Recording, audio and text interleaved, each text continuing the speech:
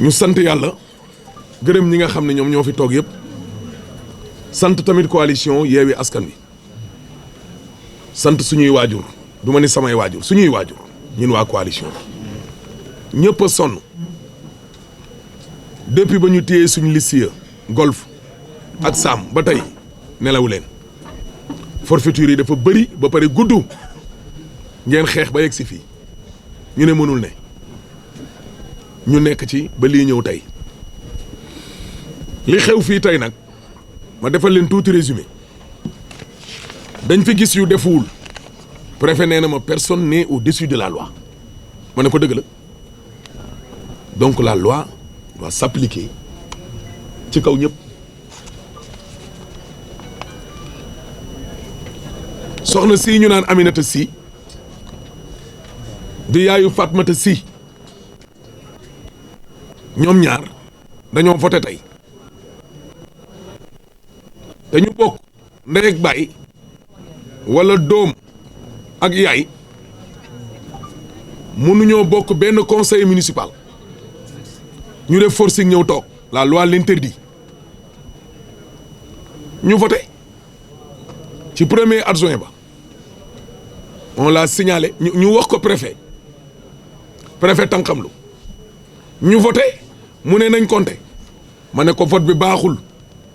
parce que loi day tere lii kenn cay démissionné keneen remplacé ko mu bàyyi mu jàll ñu ñëwaat li tubaab di woowee procuration boo feebaree wala nga am ngànt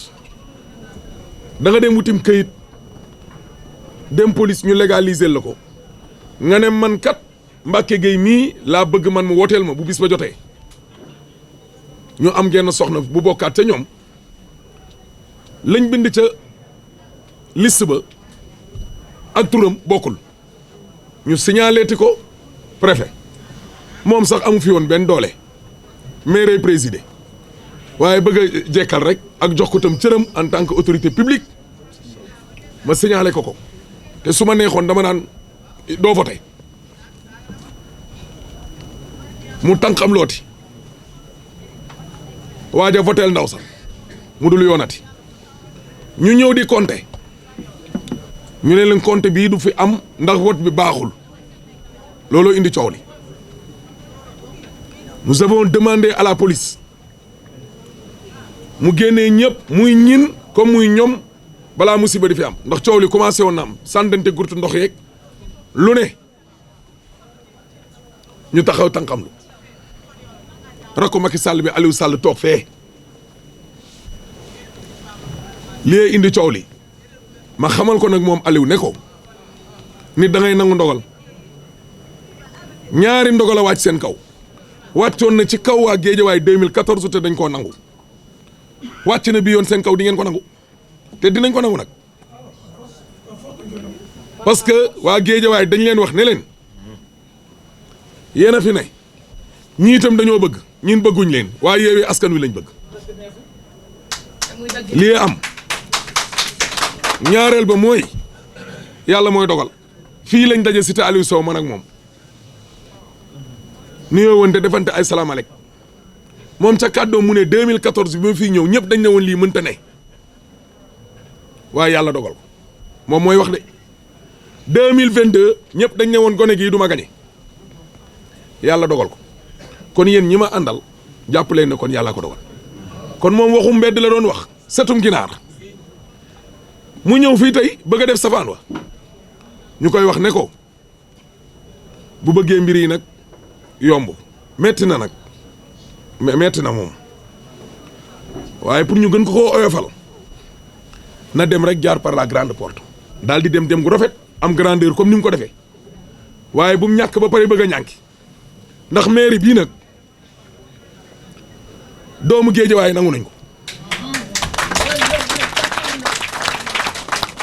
loolu lañ ko doon wax bëgguñ ci nag benn coow ndax li fi xew tey moom gënalul kenn du presse bi du ñu fi nekkoon ñu koy wax nag mook ay nitam salle bii ñoo fi daan toog tey ba ñu woowee journaliste yi ñu ngi wut ay ruq-ruqaan yu ñu dugg loolu rek wane na ne kon ñoom yàlla yemale na ko fa te ñi nit duñ fi toog ba ilaa yawmi diin bisa ngee ñëw yàlla dina wut fu mu ko yemale ndax ay 10 ak 15 mandats moom ñun ñaanuñu ko yàlla. loolu moo xew tey fii du ñu bàyyi doom ak yaay nekk ci ab liste électorale te loolu loi bi tere ko ngeen ne dinañ fi voter par force te ñu jëm ba 14e adjoint ñu ne duñu ko nangu vote bu njëkk bee bon fa lay yem duñ bàyyi muy dem ñaar di bon ñett di bon ba kañ. suba nag incha allahu rabbi ci àjjuma ji la ñu secrétaire général bi jox convocation nañu ca la ñu war a joxante lengay man ak Aliou Sall fii ci digg maire bi ñun nag incha allahu rabbi danañu ñëw buñ jullee jumaa ba pare 16h incha allahu rabbi fii su ñëwee danañu ñëw bu ñëwul dinañu ñëw te secrétaire général mi ngi may dégg convoqué naa ko léegi ci benn bureau ne ko na jël disposition yëpp pour cérémonie bi nekk lu jekk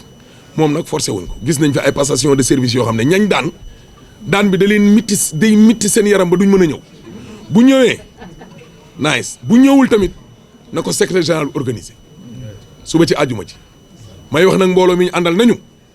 bokk nañ ci maire yi ñu gën a teg bët rakkam dee lañ wutu mbaa la rakk ja mën ñun dinañ ko mën nañ lu ko raw li koy maye nag mooy liggéey ba tax na àjjuma boo leen jëlee lengay altine 8h au bureau ñu liggéey ñu ñëw nag ci cant yi parce que lii ngeen gis nii ay nit a ci jàpp tàmbale ko ci ñetti parti ay initiateur ba ci PDS sax yàlla moo am nu mu dogale muy taxaw Pastef ak PUR ñëpp ñëw